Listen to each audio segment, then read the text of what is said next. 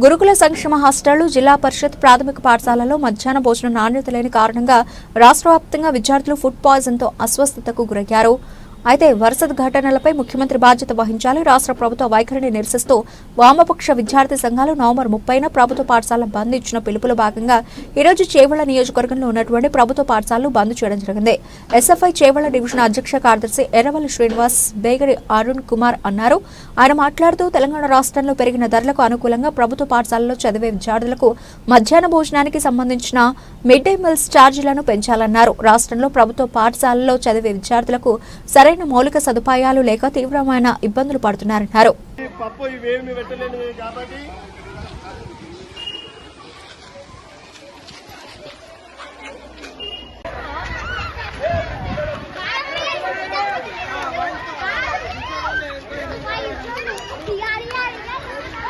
చిన్న విషయం ఏంటంటే ఈరోజు మధ్యాహ్న భోజనం మన స్కూల్లో పెడుతున్నారు కదా.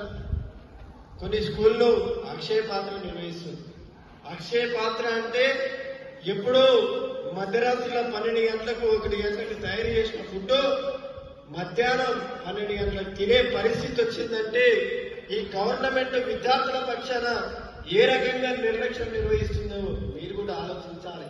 అన్న మధ్యాహ్న భోజనంకి దీనికి ఏం సంబంధం అన్నా బంద్ చేయడానికంటే ఈరోజు ఒక గవర్నమెంట్ ఈరోజు ఒక పర్సన్ కి 8 రూపాయలు ఇస్తుంది అంటే ఈరోజు ధరలకు అనుకూలంగా బడ్జెట్ పెంచే పరిస్థితి లేదు.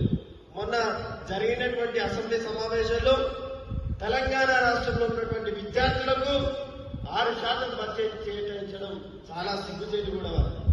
6% బడ్జెట్ కేటాయిస్తే స్కూల్ ఎలా డెవలప్ అవుతాయి, ఇన్ఫ్రాస్ట్రక్చర్స్ ఎలా వస్తాయి, మీకు బుక్స్ ఎలా వస్తాయి, యూనిఫామ్ ఎలా వస్తుంది అని కూడా ఈ ప్రభుత్వం విద్యార్థుల పక్షాన ఆలోచిస్తలేదు.